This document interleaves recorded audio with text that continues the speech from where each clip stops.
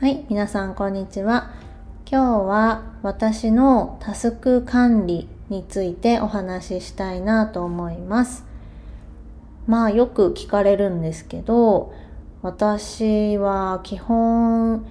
ずっと仕事をしているんですが、その中でも勉強したりとか、結構家事とかもやったりするんだけど、どうやってそのやるべきことがたくさんある中でどうやってタスクを管理しているのかっていうのをね、よく聞かれるんだけど、この間も友達と話してる時に聞かれました。人間ってそもそも誘惑に勝てないし、だらける生き物なので、仕組み化とか何か工夫しないと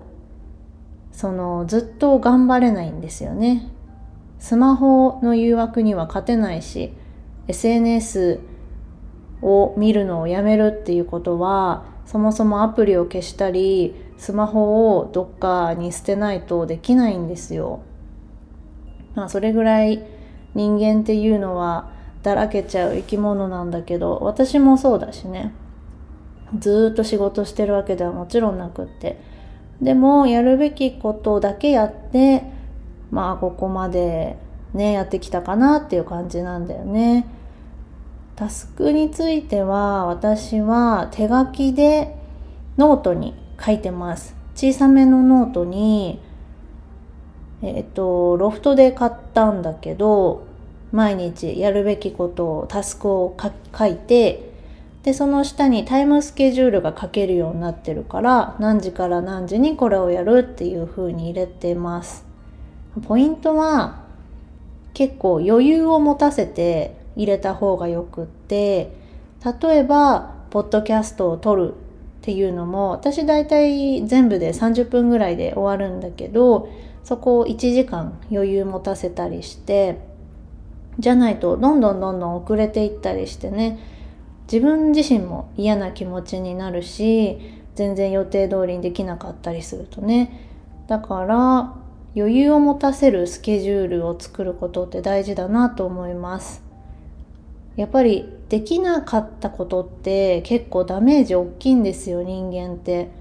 寝る前に今日もできなかった、やるべきことあったのにできなかったって言って、すごく気分って落ち込んじゃうんだよね。そうじゃなくて、できたことを必ず考えて寝るべきなんだけど、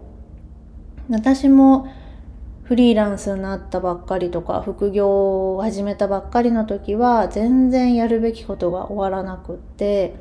やるべきことも終わらないし、やりたいことも終わらないし、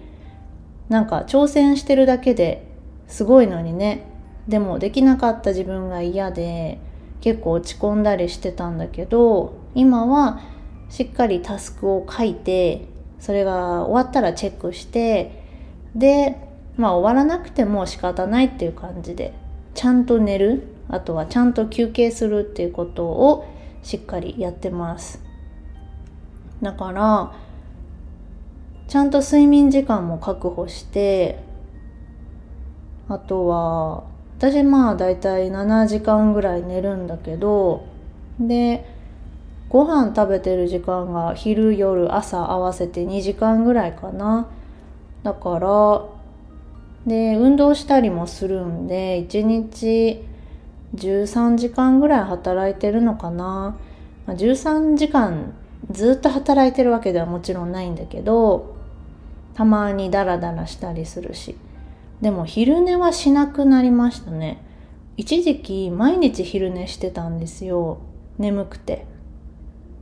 一時期って言っても副業を始めたぐらいからかな。コロナで在宅勤務に切り替わって、それでお昼休憩いつも寝てましたね。でも結構多いですよね、在宅の人でお昼休憩寝る人。そっちの方が午後のパフォーマンスが上がったりするからね、それもいいと思うんだけど、今は寝てる時間がないので、でも夜しっかり寝るようにしてます。だからまずタスクを書いて、で、これもよくタスク管理術でよく言われてるけど、絶対にやらなきゃいけないことと、つまり優先度も高いし緊急度も高いものね。緊急度は高くないけど優先するものとか、あとは緊急度も優先度もそんな高くないものっていうので分けていって、で緊急度も優先度も高いものを絶対終わらすようにちゃんとスケジュールに入れていくっていう感じですね。でも本当にスケジュール立てててもその通りにいかないこともあるんだけど、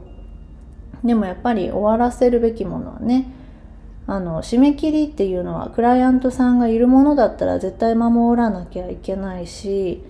締め切りってね絶対守れると思うんですよ。だって寝なきゃいいだけですから。なんか締め切り遅れちゃう人って忘れちゃったとかはしょうがないんだけど、でも締め切り日があって、でだいたい寝なければ終わるじゃないですか。でもちゃんと寝たかったらもっと前もってねしっかりやっていくとか、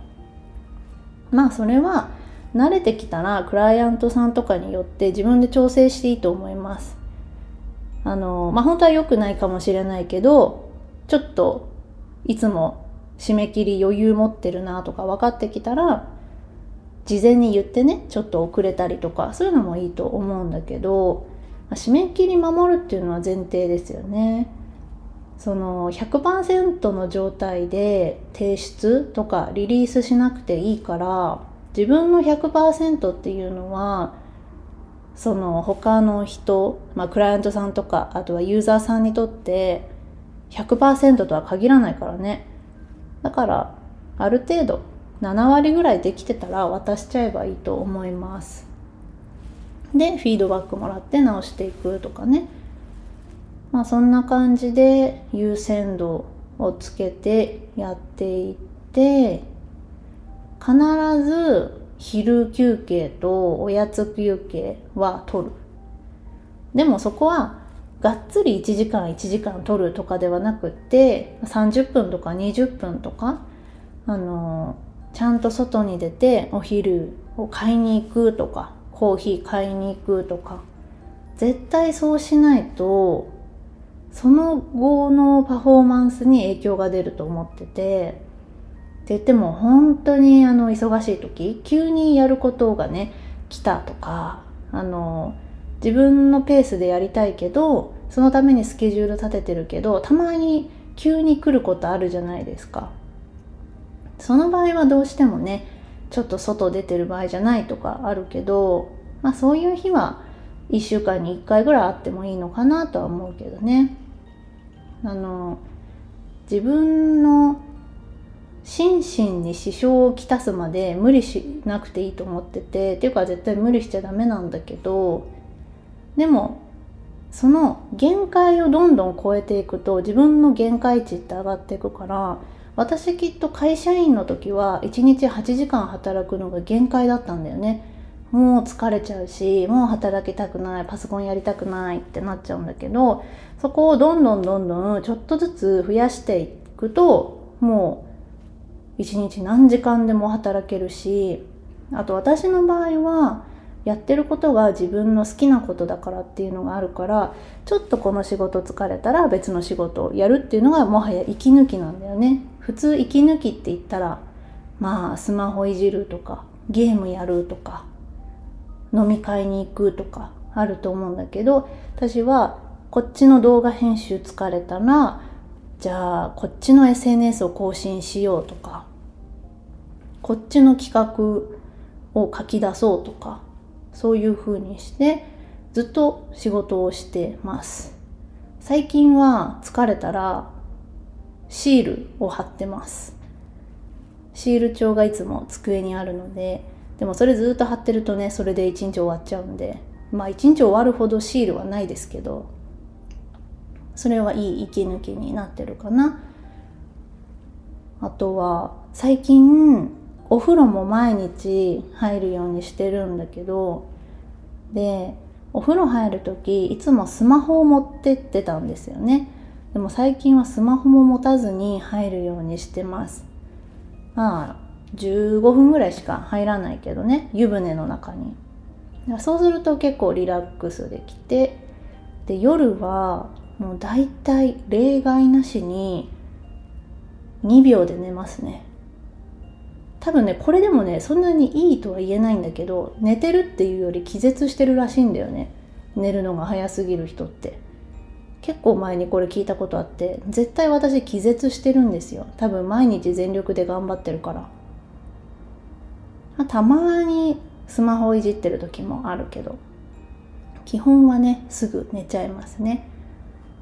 で朝はいろんな時間に起きますけども、早ければ6時とかね結構起きるんだけどね。こんな感じで私のタスク管理というか、デジタルでやるか私みたいに手書きでやるかってたまに質問あるんだけど、それは本当どっちでもよくって、私もデジタルでやってた時あるんだけど、 Google カレンダーとか、あとは iPhone のねメモ帳アプリ、私旅行中は iPhone のメモ帳アプリにやること書いてます。チェックボックス作れて、終わったらチェック入れるとかできるからね。でも今は基本はずっと机に向かって仕事してるので、小さいメモに書いているかな。それはどっちでもいいと思います。デジタルの方がすぐに消したりできるしね。でも私はそのパソコンやりながらいちいち画面切り替えたりとかめんどくさいので、いつも手元にその今日一日のタスクが書いてあるノートを置いておいてっていう形ですね。本当にタスクが多くなっちゃう時あると思うんだけど、絶対にそれ今日全部終わらせなきゃいけないタスクではないと思うんですね。むしろ今日全部終わらせなきゃいけないタスクがそんなにあるんだったらちょっと計画性がないかなっていう感じなので、でもやっぱり私はちょっとずつ自分のキャパシティを増やしていったからこれはできるけど、やっぱ無理はしないでほしいですね。結局無理してストレス溜まっちゃって病気になっちゃったらもう元も子もないので。でもやっぱり精一杯やった日って気持ちよく眠れるし、その成果がその将来見えるから、何か目標とか頑張りたいって思ってる人は頑張ってほしいなと思います。私もコロナ前かな、会社員だから仕事はちゃんとやってたんだけど、それ以外の時間って何してたんだろうと思うと、ゲームしたりアニメ見たり友達と遊んだり、あとはよく寝てましたね。その時間は今思うと全然楽しいし、後悔はしてないんだけど、今もその状態だったらちょっと怖いなとは思います。多分収入は上がってなかったなっていうふうに思います。よくね、例えば自分は収入が低くても結婚相手とか、あとは他に頼る人がいればいいとか、あとは結局長期的なこと考えなくてもどうにかなるみたいな考えもあって、どうにかなるっていう考え方は私も賛成なんですよ。基本ねどうにかなるんで、その最悪な事態って起こらないんで。でもよっぽどじゃないと、奇跡レベルじゃないと多分収入が低い人ってそっから月100万とか、年収1000万とか難しいとは思います。よっぽどじゃないとね、よっぽど努力しないと。もともとそういうポテンシャルがある人っていうのはきっと生まれた時からね、そういうポテンシャルがある人はいると思うんだけど、さすがに生まれた時からそんな億万長者のポテンシャルは、よっぽど親がねすごい人とかだろうけど、そうじゃない人はね、結局コツコツ頑張れるレベルで頑張んなきゃいけないですよね。本当に継続しなきゃ意味ないんで。だから1ヶ月間だけとか1週間だけめちゃくちゃ頑張っても意味ないんですよ。じゃあその次の月のお給料高いかもしれないけど、でスキルがそこでちょっと身についてきたとしても、その後ね何ヶ月間もサボっていたら本当に意味ない。だから自分が継続できるぐらいで頑張っていって、徐々に自分のリソースとかキャパシティを増やしていくっていうのが大事だと思います。やっぱり自分のために頑張るっていうのは限界があるから、やっぱり理想の暮らしでもいいし、なんか守りたい人でもいいけど、そういうのを思い浮かべながら頑張る。で、継続していくっていうのが大事じゃないかなとは思います。だから仕事も勉強もね、続けていけば、すぐに効果は出なくても、最後ね、すごいね、点と点が線になるんですよ。っていう感じで、今日ね、実は引っ越し前のアパートから今録音してるんだけど、掃除をしてたらね、埃がすごくって、ちょっと鼻声っていう、実は喋りづらい。わかるかな頑張って喋ってました。ちょっと今日は15分ぐらいか。いつもより短いけど、これぐらいで終わりにしようと思います。はい。じゃあ最後まで聞いてくれてありがとうございました。バイバーイ。